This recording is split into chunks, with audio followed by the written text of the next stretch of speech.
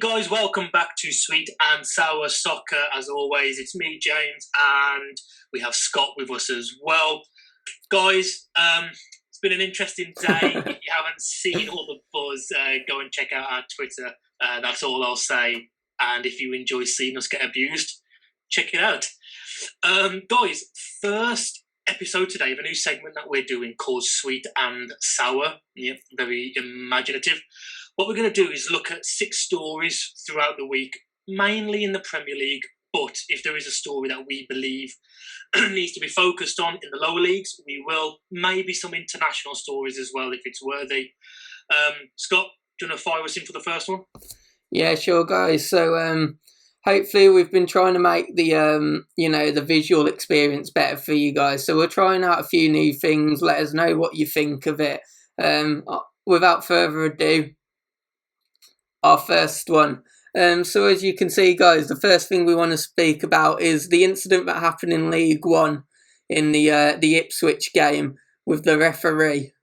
Guys, if you've not watched the clip at the moment, go and find it. But as you can see from the visual, the referee did something very unconventional, and he decided to get into the player's face and give him some of the stick back, which we touched on in our VAR video, guys, about this. And it's sometimes the players don't give the ref enough respect, and this has made it into both our sweet and our sour of the week, and we'll go into a bit onto why that is. But from the sweet aspect for me myself, it was great to see the ref actually go, you know what, I'm not going to take this, and he actually got in the player's face.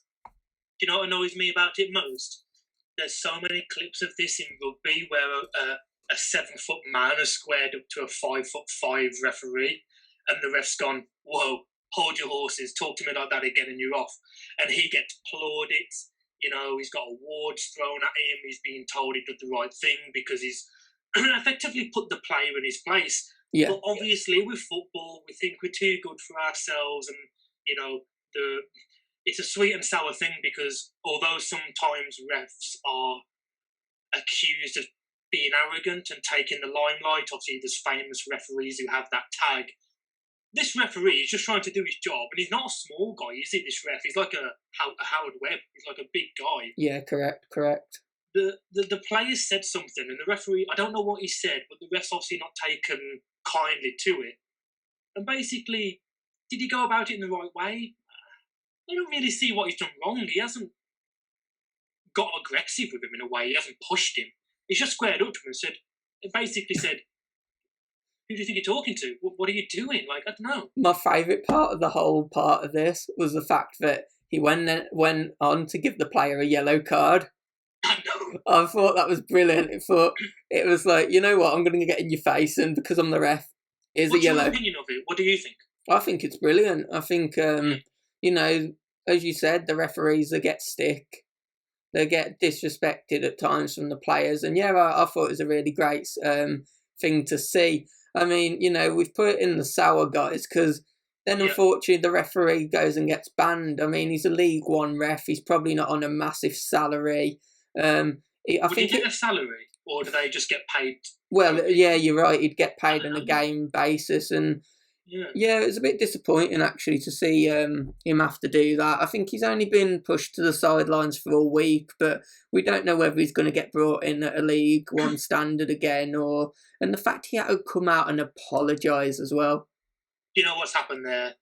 Some PR representative from the EFL has come out and said, say this word for word, or you'll never referee here again. And, it's just a sad state of affairs where, put aside the footballing or the sporting aspect of it, if that happened in the street, if a man starts squaring up to you and you've just got to walk away, I don't know, something doesn't sit right with me here. All this has done is shown players square up to the ref. As players, you now know if the ref gets in your face, they're fucked. So you can get away with what you want. And the refs now know if players start getting in their faces and giving yellows or stuff like this, they're probably going to get banned. So well done to all these players. We've pandered to these Yeah, players for agree. years and years. And do you know what? You've got what you wanted. Rest now are going to be scared to do their job even more so. So we deserve everything we get. Same as in the Premier League. We deserve everything we get. Yeah, definitely. Let us know what you think about that one, guys. Did you enjoy seeing the ref do it? Did you think he was out of line? Yeah, let us know. Let's move on to the next one then. Hopefully, guys, you will see a nice picture of Willian. This is actually one of our sour segments. So, unfortunately, an incident happened where Willian received quite a lot of racial abuse, both on Twitter and Instagram last week. And there was a big calls on Twitter for them to change the policy that you have to register an ID when signing up, some form of identification that can make you accountable. It's quite ironic, isn't it, after the what's happened today with the abuse I've had, but we're actually speaking about this. But I think, what are your thoughts on that? Do you reckon that would be something that would be good? Do you think it's a bit too far? For me, I think it's completely reasonable. Yeah, of course it makes sense, but these companies aren't going to do it because it could put people off having Twitter accounts or whatever the case is. These big organisations who are mainly based in Silicon Valley in the US, what do they care that a black footballer is getting racially abused in the Premier League? Especially they're on the shares market, Twitter. So I'm sure they all are. Facebook, yeah. Twitter, all these organisations. If it happened to an NFL star, maybe it would have got a bit more traction. I don't know. I don't want to go into the politics of it too much, but I've seen so many tweets about this from high-profile people, and they're all correct. Pages get shut down within minutes if they show a bit of cleavage, but a player can be racially abused from hundreds of people, and no, we can't do anything. It's just sickening, really. I think the problem is it's about being held accountable on social media too. You see, look at social media platforms that need to be held accountable as much as the people doing it. But if these people that went out and were racist to Willian, if they did that in a public not even just in public, if they went out and were racist to Willian in public, they'd get arrested. The problem is with Twitter, and I'm pretty new to it, and it's a weird thing that a lot of the accounts don't have faces. They'll use a blank face. Today I got insulted by someone that had a picture of a badger. Which is interesting. It's just a weird dynamic at times. And it's not even just a racial thing that makes me a bit uncomfortable with that at times. You could quite easily have a 40-year-old man who puts a picture of their favourite player, pretends to be a 15, 14-year-old kid, and there's the whole aspect of that as well. So I think identification on Twitter would make the platform a lot safer, but you touched on it perfectly. The problem with it is the fact that it would affect the share price, wouldn't it? A big announcement like that, and then all their big investors are suddenly not going to be happy, and it's one of those things, and profit sometimes is it's usually bigger than the actual what's the right thing to do. Morally speaking, yeah, of course. I've got no issue with people having photos of their team's footballing badge or a picture of a badger. You can do what you want, but there's got to be some kind of identification in the background to say, listen, if you start throwing out homophobic remarks or racial remarks, we're going to know who you are. I don't know. Yeah. It's just a sad state of affairs that nothing can be done about this. Actually, no, not that nothing can be done. No one seems to want to do anything. Exactly. In power.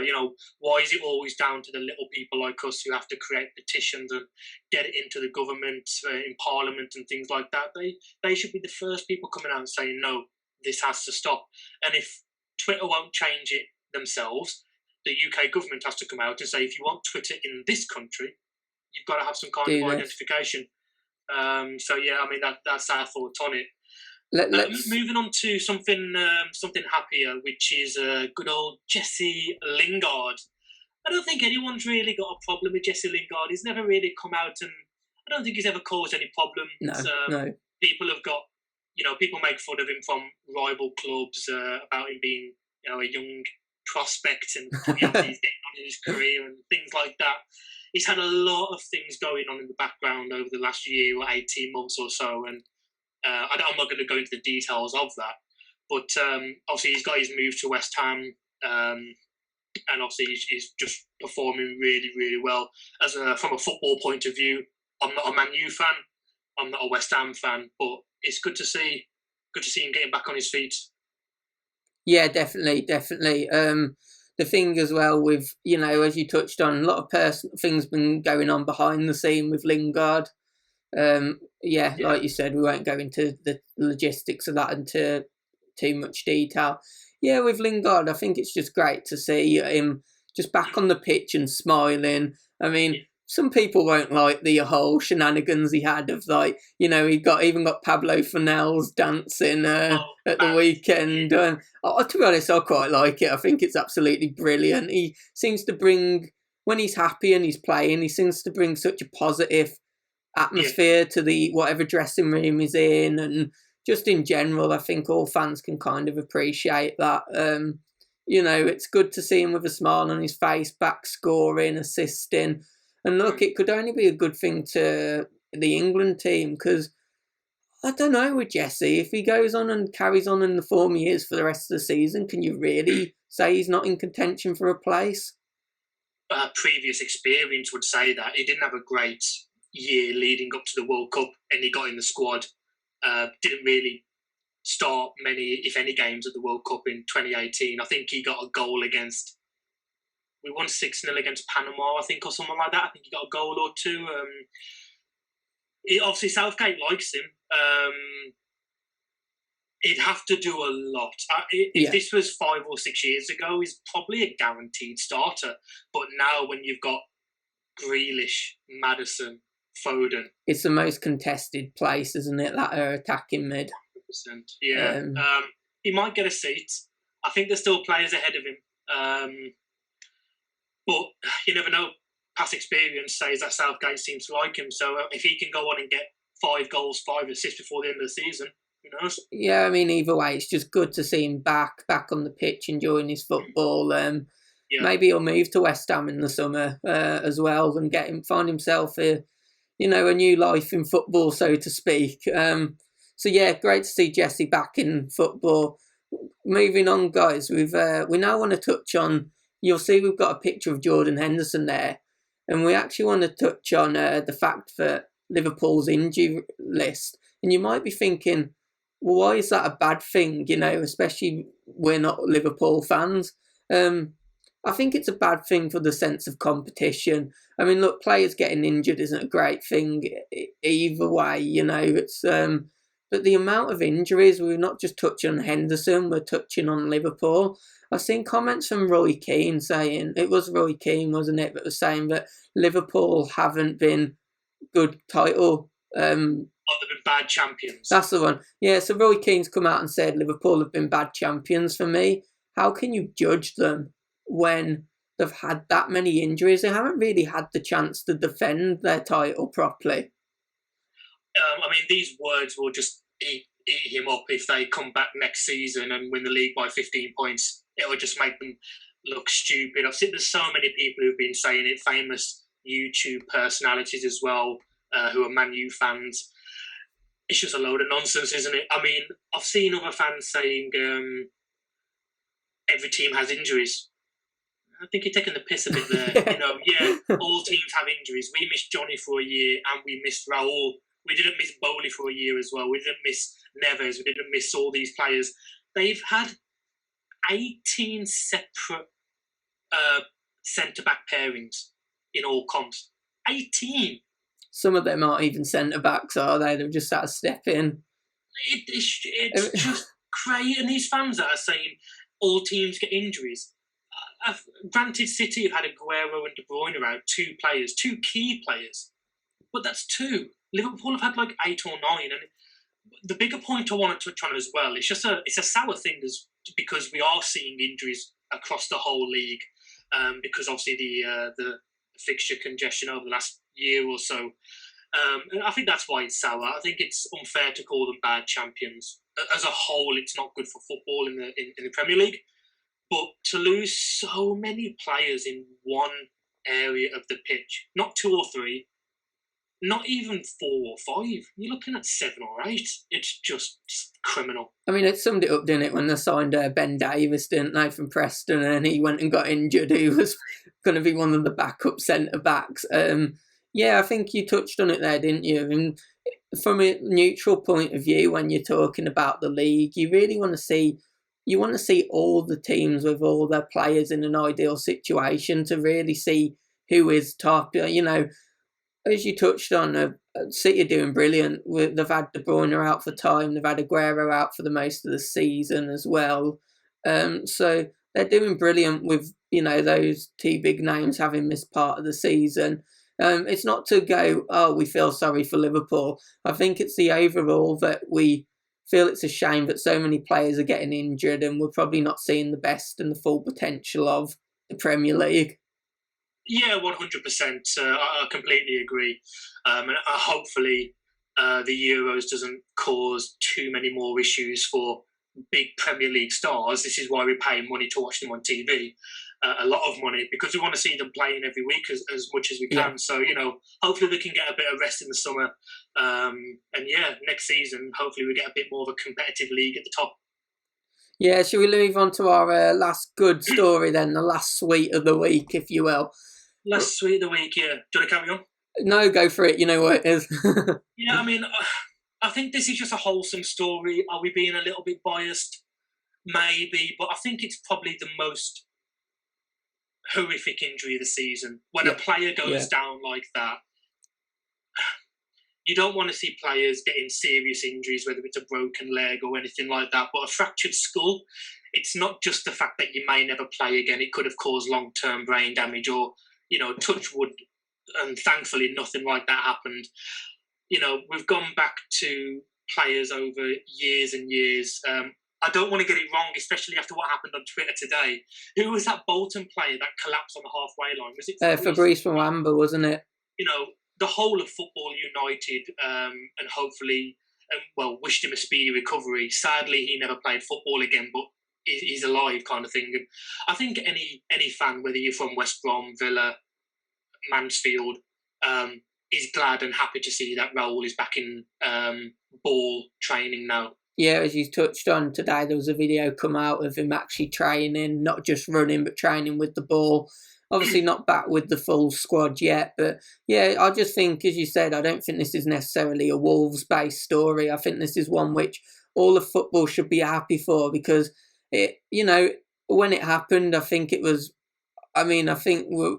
all of us just weren't really bothered about the rest of the game, were we? We were just going, we just want to see him okay, and seeing Raul back in training, seeing that he's okay, and the fact that he's going to be able to play again shocked me a little bit, because I didn't think that was going to be a possibility.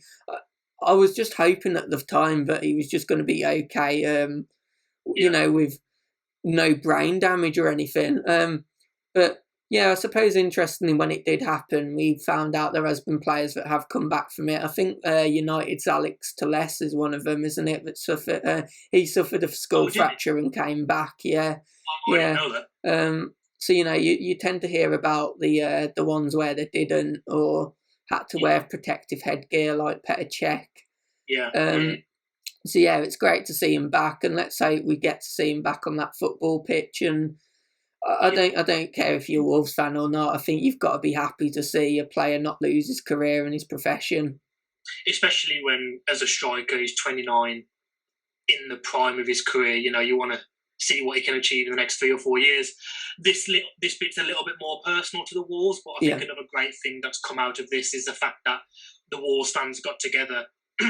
What did we raise in the end? It was well over £10,000. It was, yeah, yeah. That sits in the steeple upper, and he's come out and said, you know, the fact that we're going through lockdown and coronavirus is affecting so many people financially, and you people have come together. The club hasn't paid for it. The fans have paid for that 50, 60, 70-foot banner in the stand. You know, really meant so much to him, and that's really good to see. And I believe he actually chose to donate to 2 charities of his choice based off that too. So obviously a nice donation to charity as well. So yeah, guys, this was a new segment. Let us know what you think. Hopefully you've enjoyed it. It's something different that we're going to keep doing. Another weekly segment with our edition of Are You For Real? Yeah, we'll see how the next one goes. We might have to stop doing that. Yeah, we'll keep going for now, but let's see. No, I mean, as always, guys, please do subscribe, leave comments, and have we missed a story this week that you think should have featured, but maybe we've missed? Let us know. Yeah, let us know. Thanks for watching, guys. Cheers, guys. Bye.